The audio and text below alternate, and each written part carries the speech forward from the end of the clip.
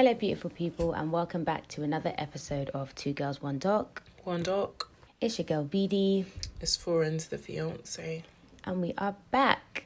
I'm drinking today, but because it's kind of early, I'm just drinking water. Oh, okay, we're on the same wavelength for once. Yes, I'm just drinking water. Like, I love you guys, but I love my liver a little bit more. So, yeah, I'm drinking water.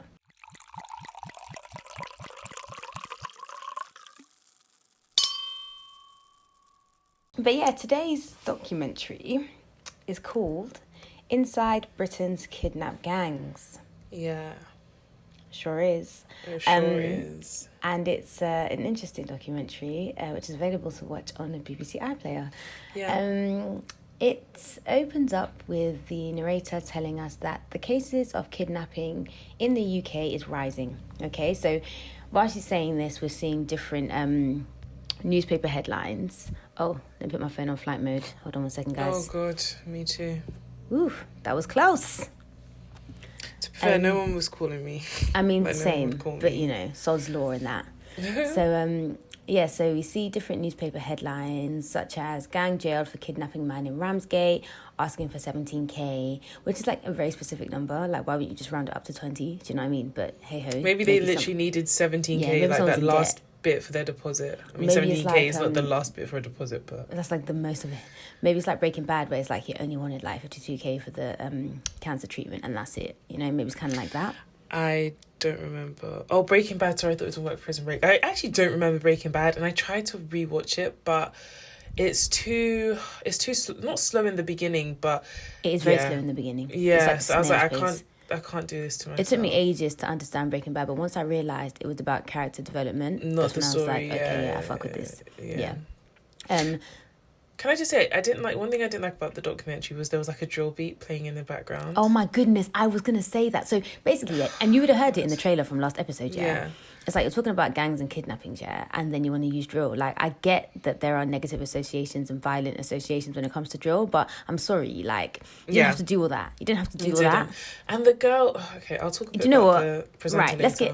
Let's continue. So another headline we see is gangs in Manchester using blow torches and waterboarding techniques on kidnap victims, and I believe this must have definitely been in Moss Side, no doubt. I don't know. And we also see the case of like a 17-year-old who was like dragged into a vehicle after being punched, which is just like very disrespectful and very rude. I don't know why it is, but when I hear UK crimes, I'm just like, yeah, I'm just it's really bad. I'm like, come on, guys. Yeah, that's literally at this point in the documentary. I'm just like, oh, okay, literally. Ooh, wow. If it was America, I'd probably sit up and be like, whoa, but like UK crimes, I'm like, oh, you got not even criming with your chest. I mean, not that you should. Obviously, don't commit crimes, but.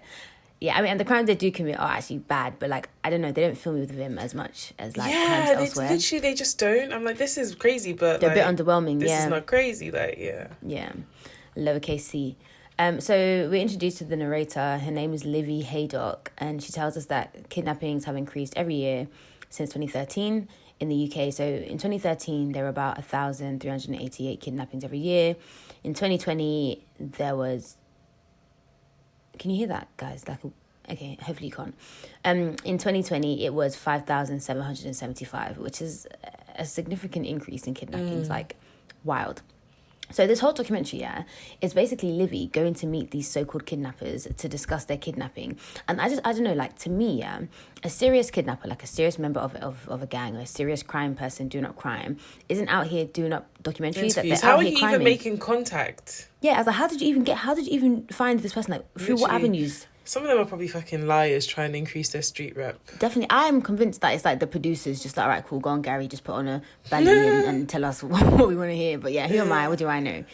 So Sis goes to Birmingham to meet one particular guy. And for any listeners not in the UK, Birmingham is like in the West Midlands, or it's in Alabama if you're from America and say Birmingham. Then, yeah, this is not that Birmingham. Either way, it's not London. Either way, it's not London, right. So Livy's saying that there were 376 kidnappings in the West Midlands in 2020, which is a lot. So we hear about some of the techniques that these kidnappers would use. I'm just looking through some of the articles from recent months about what's going on here.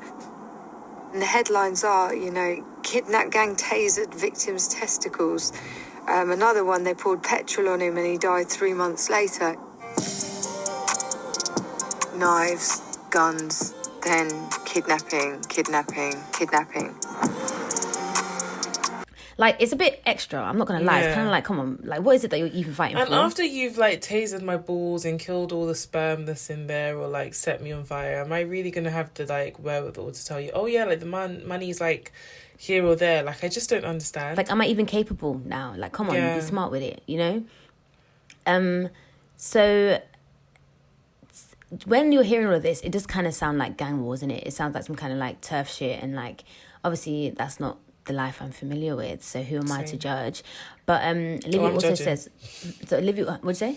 I said I'm judging. But Livy also says that more and more of these kidnapping victims are like civilians, so with no gang affiliations, they're just normal people getting kidnapped, and it's kind of like, okay, we're gonna have to draw the line somewhere. So this is where the documentary just starts to get very stupid, because we start meeting these kidnappers. I say kidnappers, quote unquote, because, like, as we said, are you not busy kidnapping? Why are you speaking to BBC? Okay, literally. And BBC Three at that. So this guy's called Esky. Probably not his real name. Probably his tag. But if it's his tag and then he's coming on BBC, then he's a very stupid man. Like, it probably isn't even anything. Like, it probably is nothing related to his actual identity. Yeah. So he's disguised and his voice is distorted. And I understand the need for, like, anonymity. Obviously, like, if he was really a criminal, then of course you need to be anonymous. But, like, are we really supposed to believe this isn't like Gary doing up cosplay of a gangbanger? It just doesn't make sense. And like you said, like, how did you even make contact? Like, how did you even... And the interviews were so weird. Like, very strange. A lot of them would just walk off in the end, and it's like... Right, and I think they're trying to give the vibe of... And you've already said so much, so what are you walking off yeah, exactly. Like, you've been singing, just continue singing, finish the song, like...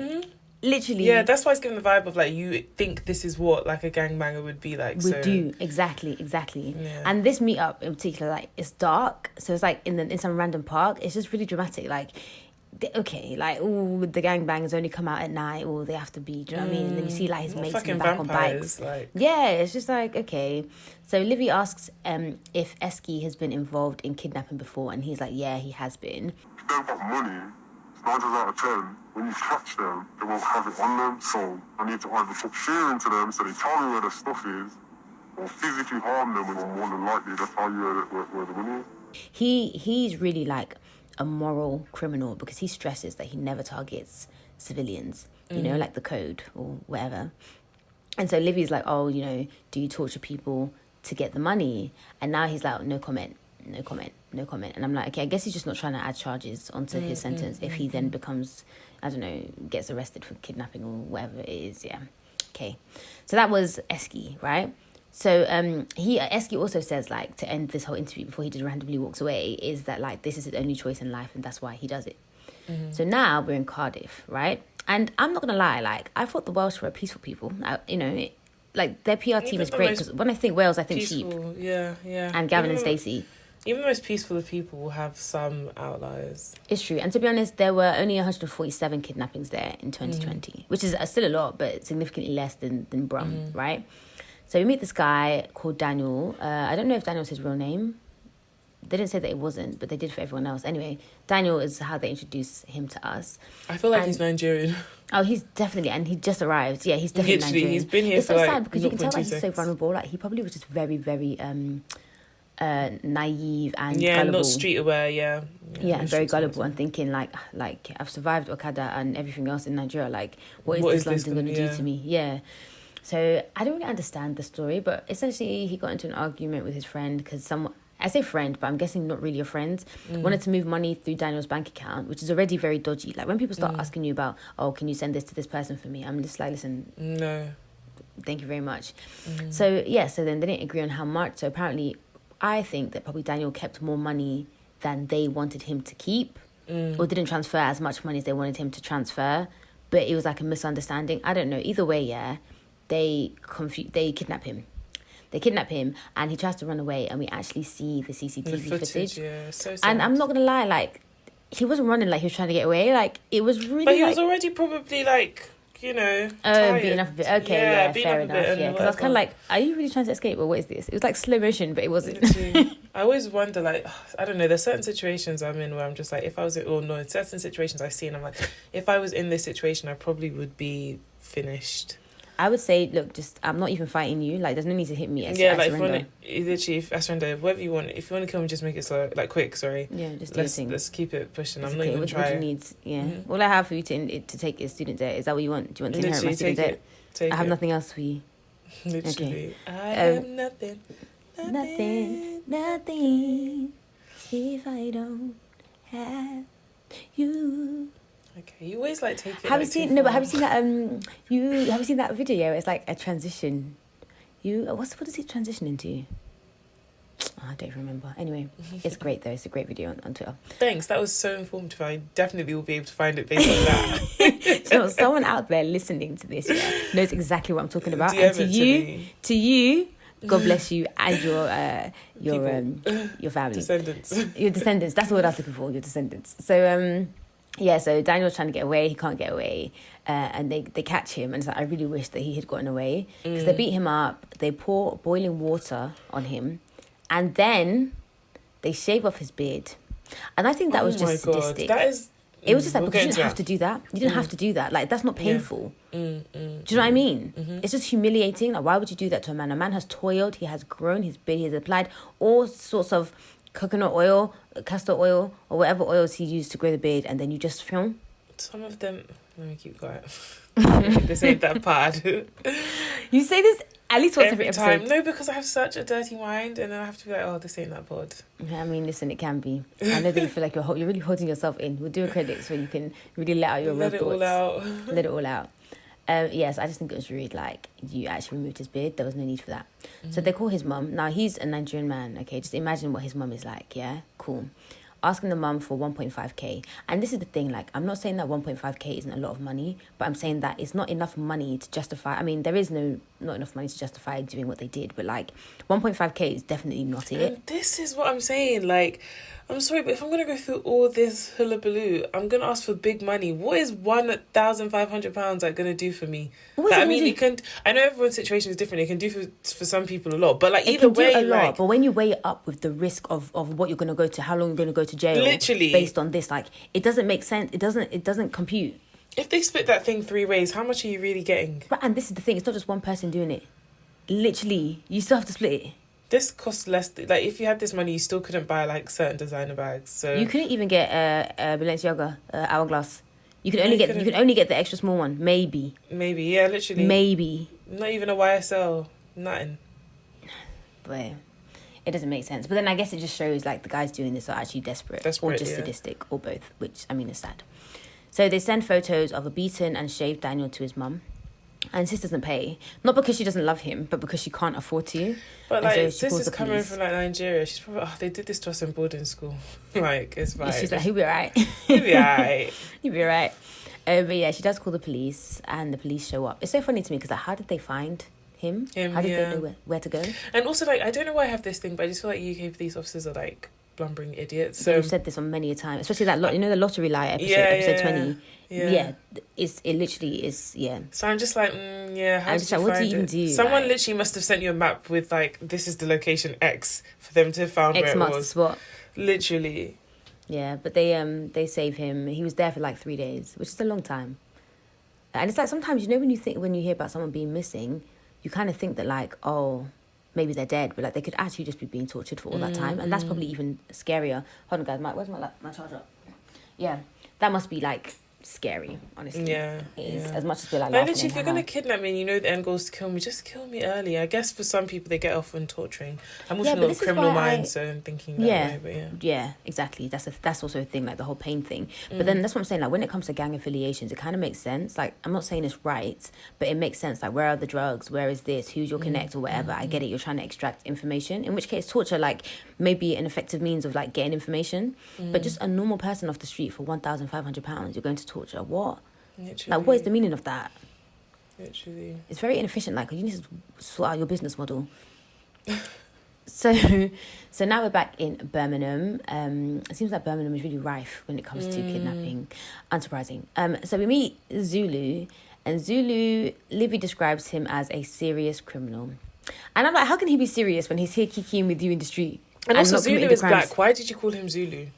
Yeah, I don't think he was black, because he's the one that was wearing shorts. Was he? Yeah, and you see his legs. They were white.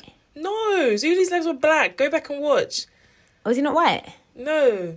Are you sure? Oh, you want to be a nigger. Was not one of them white? I think maybe the first one, but Zulu was black. And then But so was the first one was wearing shorts? There was I don't someone wearing know. shorts and his legs were white. Zulu was black. And Go I back don't and claim watch it. it. Zulu was white. So anyway, so now Liv is basically saying how they've set out extra security measures. They've got extra security measures in place. And it's like here they are in the dark on the street once again. I'm just with their cameras. I'm just like, what security do you like? What you even? What were the extra security measures that you took? And also, it was quite funny with this interview because, like, it's all about, like, anonymity.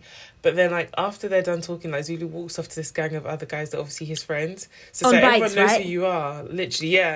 Exactly. So, these people know that you did this interview. Yeah. So like,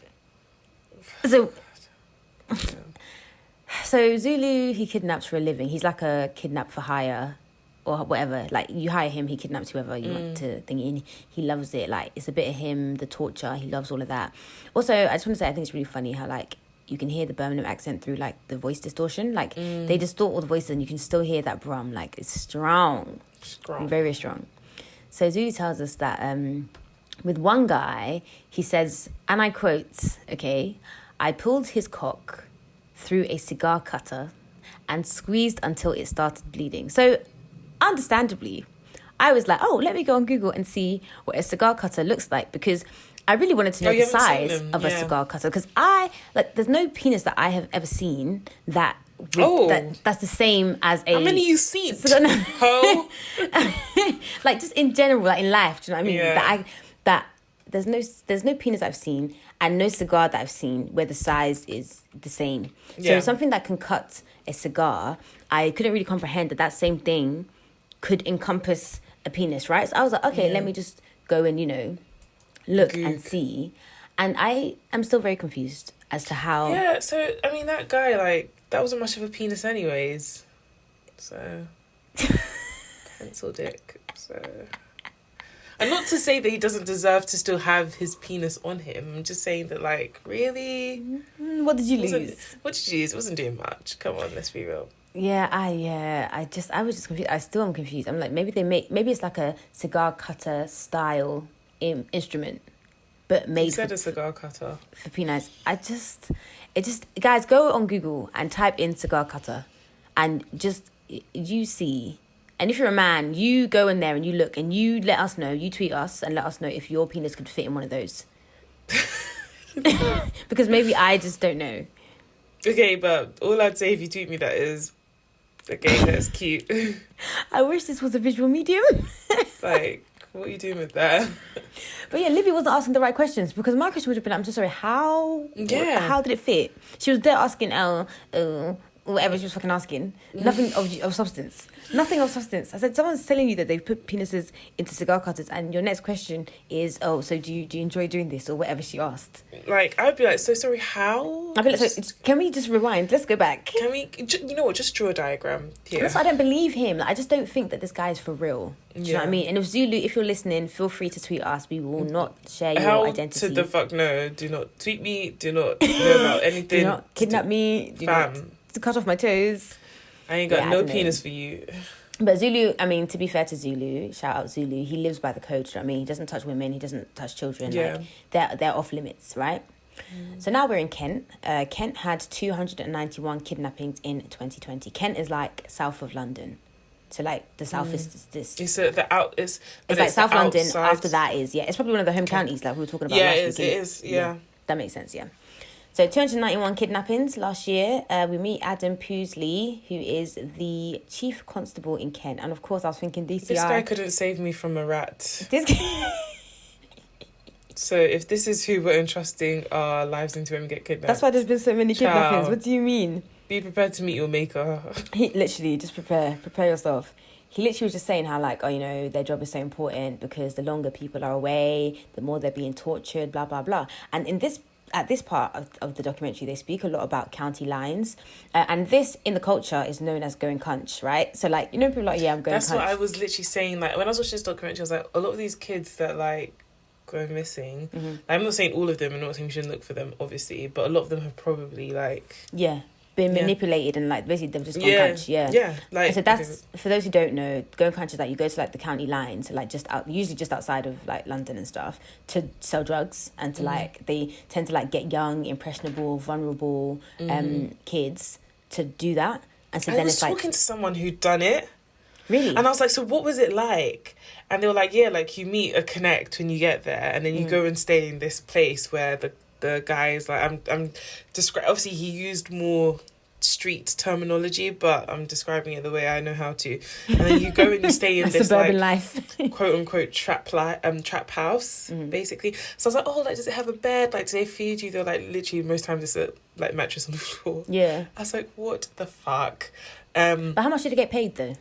I didn't ask. Stupid See, question. you were like, Livy, you weren't asking the right questions. I know. And what's But the age limit? And are they recruiting? No, I'm joking. Are you, girl? You I are got a going. job. Y'all are going to jail. I have a whole career. But no, yeah, they go stay there. Then they sometimes they need them to like sell the drugs on the streets, because I was like, oh, so is this like a big thing? They're like, yeah, a lot of these country folk do drugs, so they need them to sell drugs. Or sometimes it's just to transport it back to London, so they need to weigh it, shipment, then they go back. And I was like, oh, is it dangerous? They're like, yeah, sometimes it can be dangerous. Of course, and it sometimes can. you can go and then they rob you, and you know it's the same people you just collected the drugs from that just robbed you, and you still owe the guy when you come back to London. I was like, this ain't even. It's not even worth it. Yeah, like it's not like what are the pros? There are no pros. Honestly, it's only cons. No, literally. Yeah, it's wild. So we meet another victim who they call Ashley to protect her identity. So she was targeted by a gang. She was held in a hotel room for months. For months. Do you know how wild that is? Well, so no one heard her screaming. No one heard anything coming from the hotel room. No one. It was probably like one of these hotel rooms where it's normal to hear screaming. So yeah, or like motels kind of vibes. Yeah. So they beat her with. I just wondered if they sexually assaulted her. They must have in that amount of time. I think they did. Well, yeah. I mean, she does say that they like made her open her legs, so they'd like hit her in like her vagina. Which, I mean, I don't know. I guess some people are like actually not sexually depraved. They're just really violent. So it doesn't. One doesn't always come with the other. But I think this was bad enough. Like, they beat her with a baseball bat. They put a gun in her mouth, and like they were just moving mad. I'm not gonna lie. Like, and I don't know what the end result of all of that was. Like, I don't know what they were looking to achieve. Right, because she was just a normal person. Yeah. So I don't think. She'd been running with the. Oh yeah, she was, because she wanted to leave, isn't it? Like she wanted to stop doing what they were doing, and then they were like, no. But then it's like, okay, so what? Like, to what end? Do you know what I mean? Like, she wants to leave. Let her leave. Literally. It's not even like they're holding her hostage and making her work while exactly, they're doing and it's that. not They're even like you think she's gonna go snitch. So just let her go. Like, that's what I'm saying, just use your head. Like, use your mind. If you're gonna be a bad guy, like, just use your head small. Do you know what I mean? Let it be that when you go to trial, the jury can be like, oh, okay, I get it, but it was wrong here. Yeah. Because it's just so senseless. Like, I don't know. So anyway, eventually they left her somewhere, and she was found by a passerby.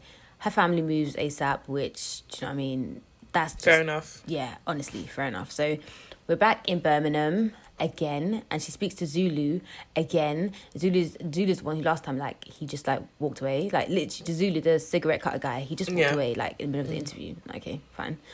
So he said that, you know, women and children shouldn't be touched, and she kind of goes to him because she's like, oh, what's her name? Ashley was a victim. Ashley's a woman, so clearly some guys don't really care.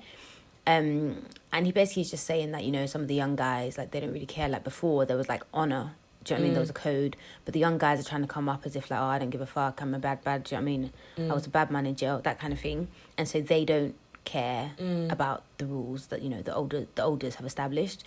Zulu brings visual aids.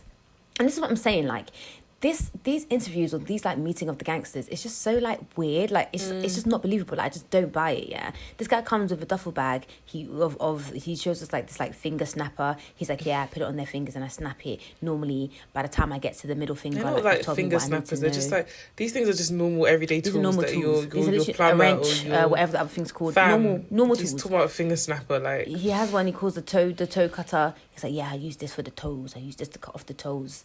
Then he has a blowtorch. And he's like, yeah, we'll use this for you later if you get cold. I was like... If this stuff is real, this guy had a very fucked up childhood. Because you don't become this way. Like, I can't even watch somebody bleed. Like, you can't be this desensitized if you haven't had some fucked up shit happen to you.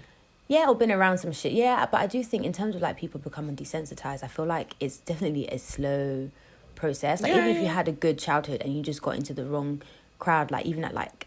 I don't know, in your teenage years, early 20s, like, it gets to a point where, like, it no longer bothers you. Yeah. But yeah, his childhood was probably an interesting one. But yeah, so anyway, he shows us all these tools, these torture techniques or whatever. But see, Zulu, yeah, he has morals, and he emphasizes we don't terrorize the innocent. Yeah, we don't terrorize the innocent. It's only the gang affiliated, which is so like rich for him to say, because he says that he's like kidnapped for hire.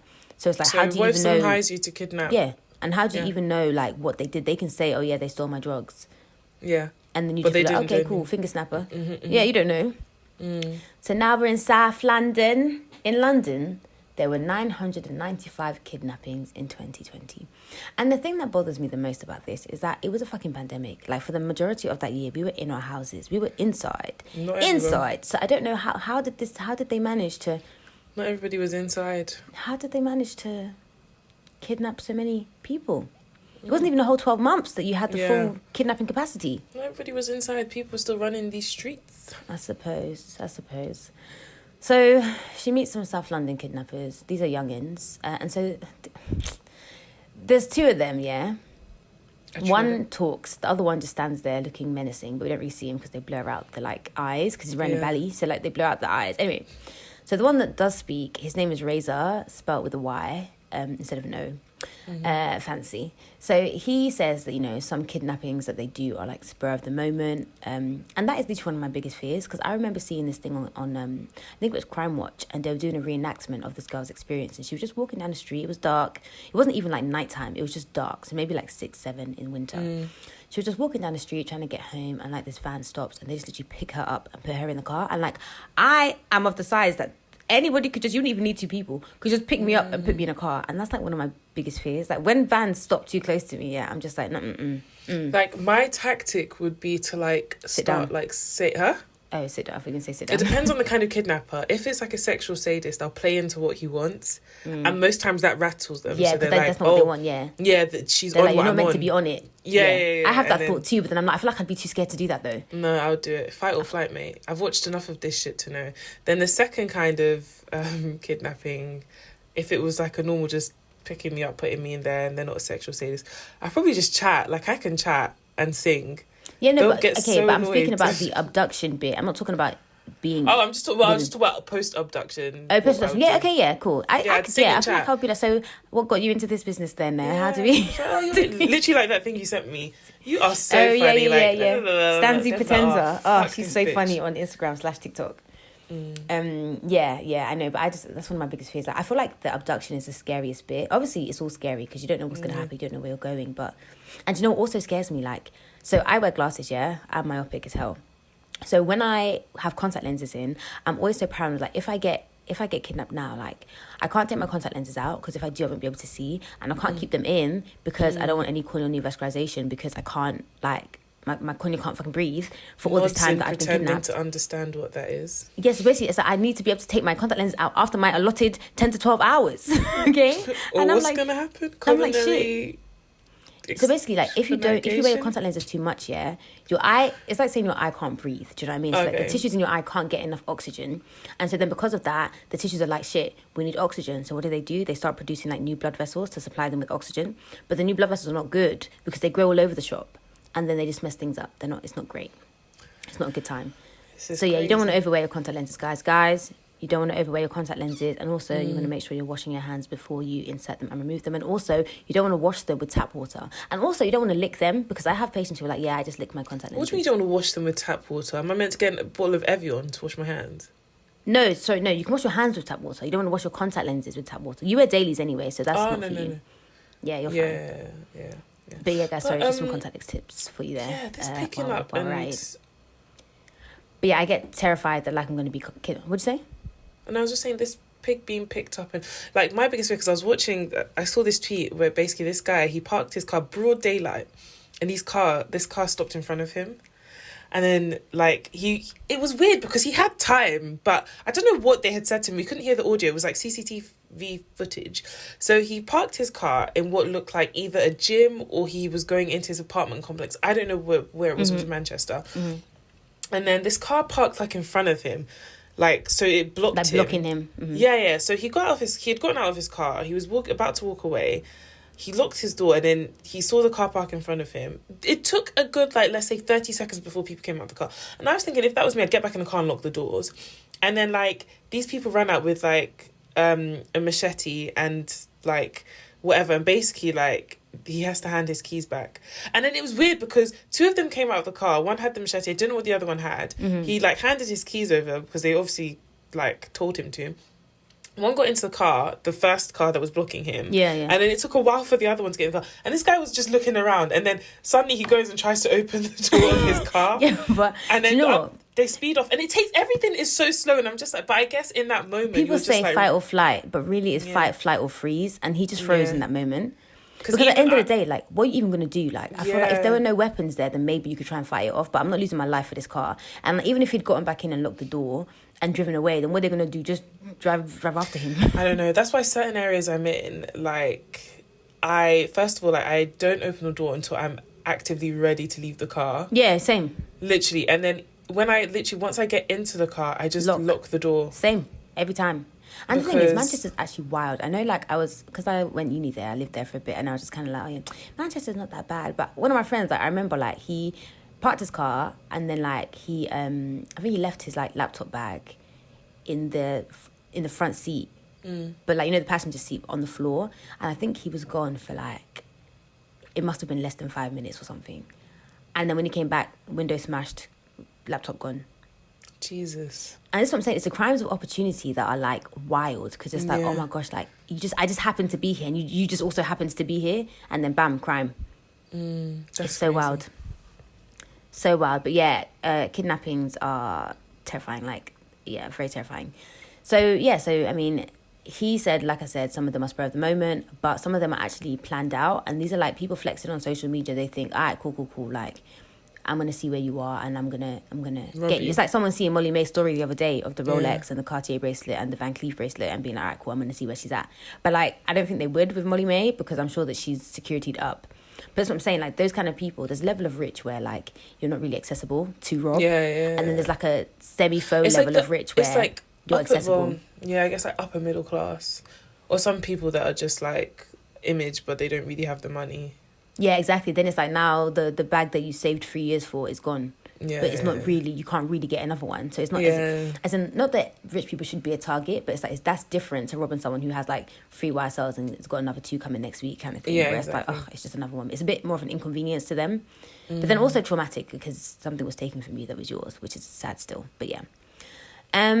Right, yeah. So the second guy that he was with, we don't get his name, he doesn't say anything, but he kind of is the one indicating that, like, bro, we need to be going. And so it's really weird to me when they just leave suddenly, because I'm like, one, like, when you mic'd up before the interview, were you because thinking? how can we hear you? Like, we can hear you clearly, you definitely were mic'd up. But then I was like, oh, maybe they've got one of those guys with, like, you know, the boom mics over the top, so that they don't have to be mic'd up. But even if you're not mic'd up, you agreed to this interview, so you had time to think it through. Like, just fucking do the interview. Like, No, but my point with that is that when you're leaving, when they just walk away suddenly, I'm like, so you're not going to give the mics back? Oh. So then I was That's like, incredible. okay, so maybe they did have the boom mic. But then I'm like, if they did have the boom mic, then, like, surely it's more obvious that you guys are doing an interview than just there being a camera there. So you must have been mic'd up. So what, just leave the mics on the side? That's what I'm saying. It's all just very, like, stupid, because when you think about it, like, properly, you guys walk away pretending, oh yeah, I'm done with the interview. You're going to have to come back and give the mics back. No? Yeah. I don't know. Maybe I'm overthinking I didn't think about that because I'm not, but it it's makes just sense that you weird. thought about that, yeah. It's weird. It just proved to me even more that, like, this is all just staged. Like, Yeah. I don't know. I mean, I think that the topic is very interesting and should be addressed, but I'm like, you didn't have to hire actors to pretend to be gangsters. So yeah, we meet James, and James is not his real name. He was targeted and snatched off the road, and, like, Livy's like, oh yeah, this is the very road that he was snatched from, and she does the interview on that road, and I'm like, do you not think that James might be a little bit traumatized by being Literally. here again? But who am I to say? So James is probably, like, mid-40s, 50s. He's a white man. He gives me very, like, suit vibes. Yeah. And his story is that he's parking his car and he notices that someone is, like, crouched down by the car in front of him. Fucking car. Yeah, but he's like he notices it, but by the time he notices the guy there, it's too late, and they get him, and he thinks, oh, okay, it's a mugging here. Take the phone, take the watch, take whatever, kind of thing, because, like, I'm not dying for these materialistic things. But then they're like, oh yeah, no, get in the car. and he tries to run away, but they catch him, push him to the floor. He hits his head, he breaks his teeth, and then he also sees that they have a knife. So they kidnap him. And they kidnap him, they take his cards, and they withdraw £600 because that's the most that they could withdraw. £600. So all of this was for £600. For £600. But you know, this is why, like, I don't keep money in my... Well, this is not why. But the way I do my banking, the cards you can withdraw money from never have a lot of cash on them. Mm-hmm. So literally, like, you max, like, £100. Mm-hmm. You might get, like, 300 from one of them where my direct debits come from. But my main big money is not kept anywhere you can access. So even if you're robbing me, the max you're getting from me, depending on when the direct debits come out, is £400. Yeah. Like, is it really worth it? Is it? That's what I'm saying, but they don't know that. Yeah, no, that's true. It's definitely But true. But I just say that in £600. the end, you do all of this. Do you ever sit and think, damn, we need to fucking think of a different strategy? Like, That's what I'm saying, be smart. this ain't slapping. And this is why they're like, with like con artists, I don't think being a con artist is good. Of course, it's wrong to steal from others. But there's more almost efficient. a level of respect that I have for them. Like, you know, with like, I don't know if you've seen Hustle with like Mickey Briggs. With who? Mickey Briggs. That's the name of the guy. No, I thought you were talking about the main one with Will Smith and Margot Robbie. No, it's not a movie. It's a series. It's a BBC series. Oh, from no, ages ago. I haven't seen it. It's a really good show, and they basically pick a mark, and they normally pick like bad people, and then they like con them. Yeah. So it's very well thought out. They put a lot of work, a lot of money into it, and then they often see a reward, a return, a big one. Do you know what I mean? Like, it just makes sense to me. It's like, you're not out here, like, and sometimes these guys don't even realise that they've been conned, or when they do, like, they're kind of embarrassed because it's like, oh yeah, it was me trying to be greedy, like, I can't really report this sort of thing. Rather than a man's finished a long day of work, he's just trying to park his car, go and have dinner with his wife and kid, and then you people are there crouching in the bushes. Literally, for doing what? up Crouching Tiger, Hidden Dragon. Fam, it's crazy. Very ridiculous for £600. Come on. Literally. Come on. They're so stupid. But yeah, so James at this point is kind of like, yeah, do you know what? They're going to kill me. It is what it is. I've had a good run, lived a good life. That's such a sad way to, like... Imagine getting to that point. But I guess it's better to be that way, to just be at peace. He was like, I Than just have hope so whatever many they do, they do it regrets. quickly. Yeah. Yeah, then have so many regrets. Yeah, just be like, look, at this point. The only time I felt like that is, do you remember that time when we went to Morocco? We have never been somewhere where I thought we were going to die. No, we went to Morocco. And we were on the plane back because it was Ryanair. We were on the plane back and there was like hella turbulence. Do you remember? And I was like, this is it for me. I literally was like, okay, God, cool. Do you know what? If I'm going to die, let me die. It is what it is. I just Lord feel Jesus, like... I repent of my sins. I don't know if it's a good thing, but I can't really envision a time where I've had a near-death experience. I mean, it wasn't a near-death experience. I was being very dramatic, but the turbulence was wild. Do Or you remember a it? moment where I was thinking, like, if I die, let me die. Like, I don't think I've ever... To be honest, I probably... don't, because I'm not like it takes a lot to scare me on a flight, so it probably was going on and everybody else around me was like, and I'm like, hey, it's calm. There was a lot of times I fly, there's turbulence, so I'm very like that one was wild. And then the other time was when I went to Tanzania last year, and we were on the boat. I say boat, it was like a vessel on the sea, yeah, and then the waves were doing whoosh, whoosh, whoosh, whoosh, and you know, guys, I can't swim in it, so I was like, Lord Jesus Christ, this is going to be painful. Actually, I've had it one time. We were in Portugal. Yeah, we were in Portugal. And then it was like a massive wave pool. And I'm actually a strong swimmer, but... Listen, you can be so strong swimmer. Those waves will those waves will swallow you whole. And then somehow I kept going further and further back. My parents were somewhere like else, like doing whatever they were doing. I kept going further back, and then literally I went and I was like, I'm gonna drown. I literally was like, oh my God, I'm gonna die. But the way the wave then pushed me forward again, I swam. I've never swum so fast to the quote unquote shore. That's the only time I was like, oh shit. But other than that, I've never had like any sort of whoa. Yeah. So James, so take out £600, and they dump him on the side of the road, and then someone finds him. But we see this picture of him, which is really funny because like they've like blurred his face and everything and changed his name. But then we see the picture of him. But if you knew who he was, you'd know that from the picture. And if you knew him, you would know him. But yeah, I mean, he's like literally bloodied, like black, blue, bloodied. Like, it's really sad. But yeah, this guy is just minding his business, living his life, and these guys come and kidnap him for £600. I'm sure if they said to him, can you give me £600, we'd have been like, all right, cool, here you go. Like, why did you have to go through all of this? Like, it's just very ridiculous. This whole rigmarole, yeah. So Livy decides she's going to meet Razor alone because she feels like, you know, it's the other guy who was stopping him from telling her more. And like, Razor's such a chatty patty. Like, he literally is the guy that he's literally the guy that like the rest of the gang kill because he's doing too much. Like, you know, in Power, when Tommy would just kill those random guys because he just didn't like the way they did something. Tommy would have killed this guy. Yeah, 100%. 100%. We find out, so all the victims that we met, so James, Ashley and Daniel, all their kidnappers were caught and sentenced. So I googled what the sentencing is for kidnapping in the UK because I know they notoriously have light sentences in this island.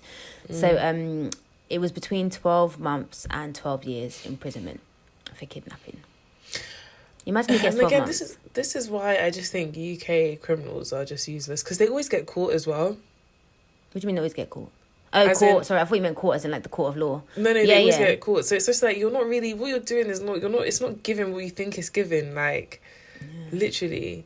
It's so dumb. And this is what I'm saying. Like, you just set yourself up for no reason. Then you go jail. Then when you come out, it's difficult to get a job or do up straight life. And then you go back to jail again. And then you can, like, it's like, come on, man.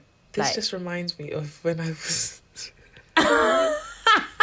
Not even fucking that. And that's the worst thing. There's a whole other story.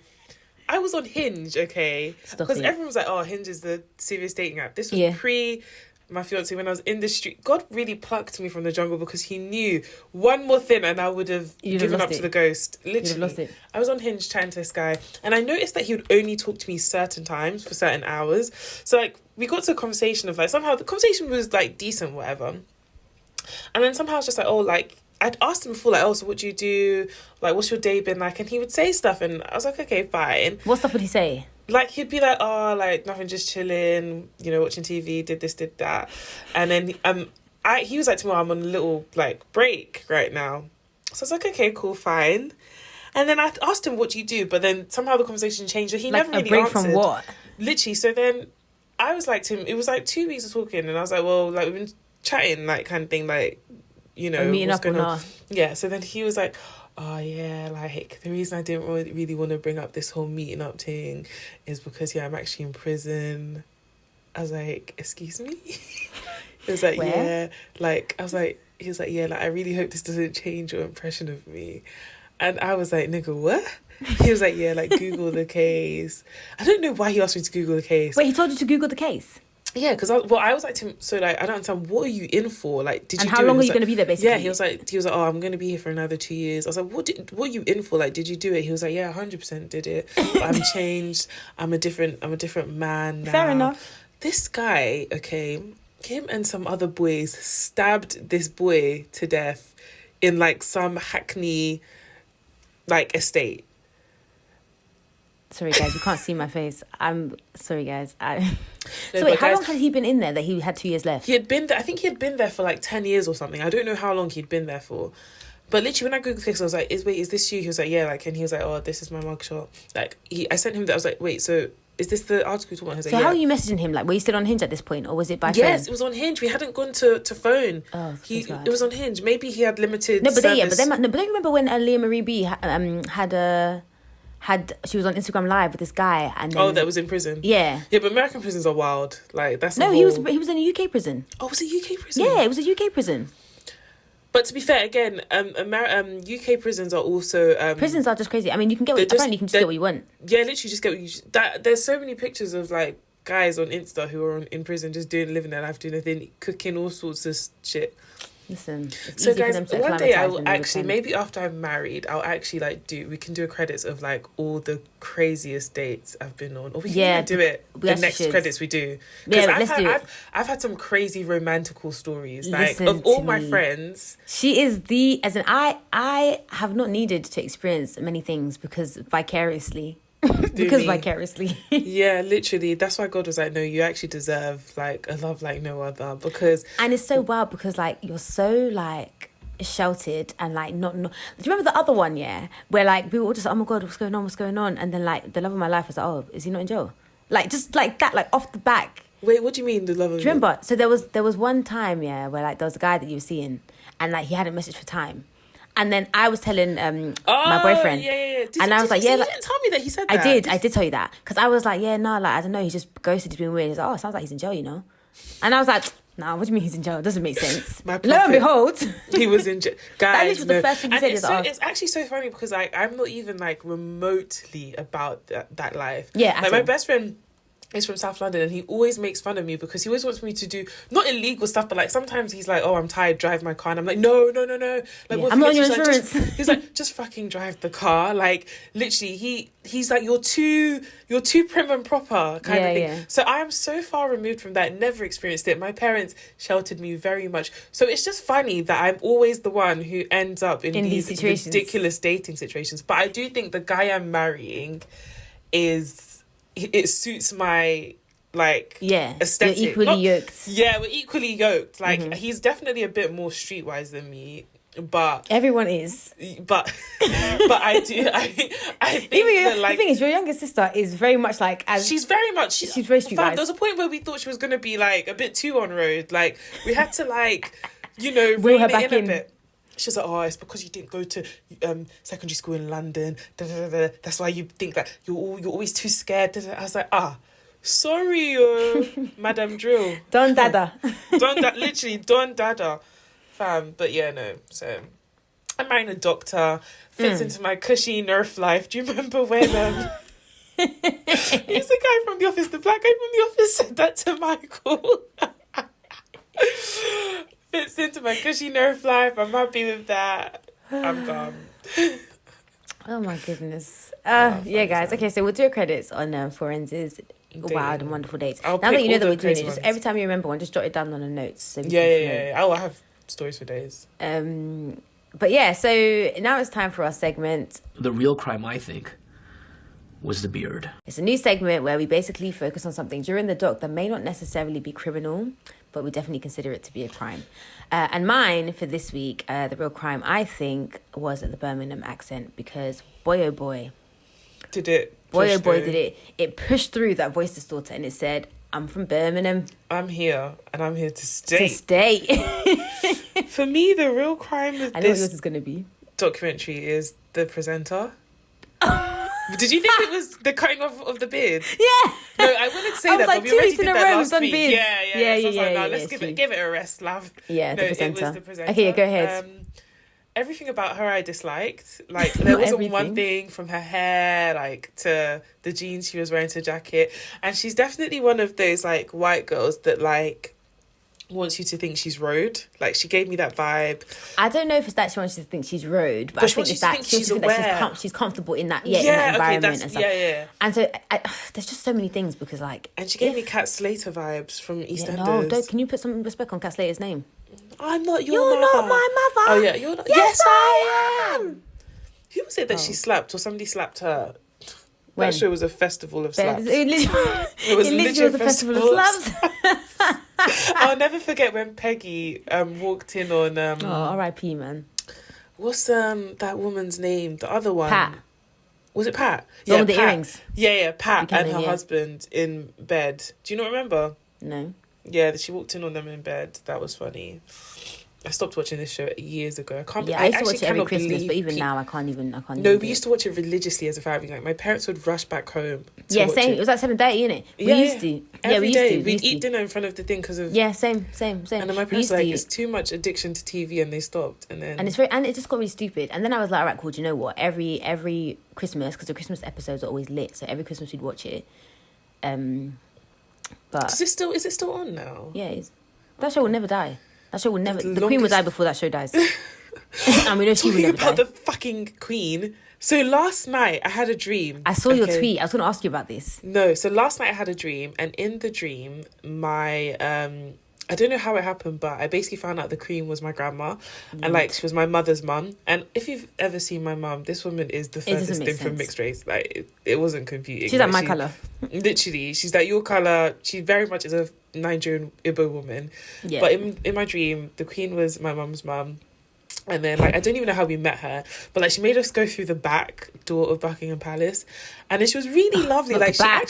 not The the blacks. back, not the kitchen help, not the house nigga. She was really lovely, and she actually loved us, but she just didn't want the world to know that she had this secret black daughter who had black kids and was married to a black man. So like we weren't allowed to we were only allowed to interact in certain ways, and there were all these like, I don't know if it's Secret Service or what they're called, MI5 people that would like facilitate the discussions. But she was so lovely, and then she like gave me £363, 52 Very pence. specific. Very specific. And the fact that you slept and woke up and remembered that is actually very crazy. Literally. But yeah, it was very interesting. And I met Harry and stuff. And Harry was like, yeah. So like Harry's what? Harry would be what then? Your uncle? Because it would be your mum's brother. So it'd be your uncle. And then Diana would be her sister-in-law, which is, I'm sure my mum has always dreamt of. That's probably where it stemmed from. That's probably where the dream stemmed from. My mum's best friend, innit? Yeah, your mum loving Diana, yeah. Yeah. Guys, literally, when Diana died, I just remember my mum, like, I was quite young, and I just remember my mum, like, was really, really upset for a while, and I didn't understand what was going on. And, like, I remember the day she died, because my mum was watching news, and then they said, Diana, Princess of Wales. My mum said, oh, God! next thing, literally, like, the next day, I remember, because I was sat on my dad's shoulders, we went to Buckingham Palace. I remember you my mum telling brought me this, flowers, and she was crying. Guys, you see where I get it from. Clearly. The drama. Yeah. The drama. But yeah, that's the crime was. It was the presenter. We'll post a picture of her. And I think you probably put a clip in here of her talking so you can hear how she talks as well. Who? The presenter. Oh yeah, you would have Not probably my heard by grandma, now. the queen. Yeah. Right, so let me check what we're doing next because I have forgotten. What are we doing next? I think it's not loading. Oh, of course it's not loading. I'm on flight mode. Make it a surprise. Oh, it's called No Place to Hide. So next is a documentary. I think it's called No Place to Hide. But either way, I'm going to play the trailer for you guys next. So that you can hear it. And if you want to, it's on Amazon Prime, so you can listen to it in advance. You can watch it, in advance if you like. In the meantime, between time, you can find us everywhere. You can find us on Instagram, Twitter, Facebook, YouTube at 2 Girls 1 Doc, on TikTok at 2 Girls 1 Doc Podcast. I changed it to 2 Girls 1 Doc, 2 Girls 1 Doc Podcast, by the way, because underscore was a bit, do you know what I mean? I don't really that one. And also, guys, Facebook, we want to start discussions. So, like, just message us, DM us, email us what discussion topic you would like from this episode, or what discussion topics you'd like to hear. We will be happy to pluck something from an episode and talk about it. But if there's something in particular that you'd want to discuss from an episode, then please do feel free to let us know, and then we can get that set up. And make sure that you rate as well on Apple Podcasts. Just write a review, how you're finding it. You can also do that by DMing us on Twitter, on Instagram. You can also do that by emailing us at 2girls1doc@gmail.com. And when we get enough reviews, we'll do a credits episode where we read your reviews out loud. Alrighty, guys. Alrighty, well, here's the trailer, and we will see you next week. Bye. Bye. Nova Scotia right now has the worst charge rate for sexual assault in Canada. She came out of this school with straight A's, and then she started at Cole Harbour High. She met a new friend there. They got vodka. These are 15-year-olds, right? They left Rtea alone with 2 boys, and then 2 more boys showed up. She does remember somebody saying, take a picture, take a picture. He decided to start spreading the photograph. This is me, this is Rtea Parsons, and I'm having sex with her as she hangs out a window throwing up. It went viral. It spread everywhere. The picture just kept circulating. I watched her get bullied. Girls, like, pretty much telling her to go kill herself. 4 males assaulting Rtea, and not one of those 4 males was ever brought into a police station for an interview. It fascinated me. A case could become such a train wreck. And they never interviewed the boys. They treated her like a delinquent. You have no evidence because you didn't bother getting any. She wasn't allowed in Cole Harbour High, so you're victimizing her all over again. He's admitting that Rtea was in a state where she's throwing up, and she's not in a position to give consent, and the police knew this. The prosecutors just said a flat no. Then Anonymous got involved. Everything blew up. Greetings, citizens of the world. We are Anonymous. We're going to come after you, and we're going to expose the boys' identities. Since the police are useless, we as citizens must say no more. When you don't do anything, you're condoning it. Someone wrote up a page called Rtea Dead Parsons. They photoshopped belts around her neck. You're just sickened seeing a story like this. Bill C-13, that's going to be an invasion of privacy. No, it's not. This is a global issue. Teach the boys not to rape. There's a good idea. Rape is the only crime that I can think of that the victim becomes the accused. We have police officers who don't understand what sexual assault is.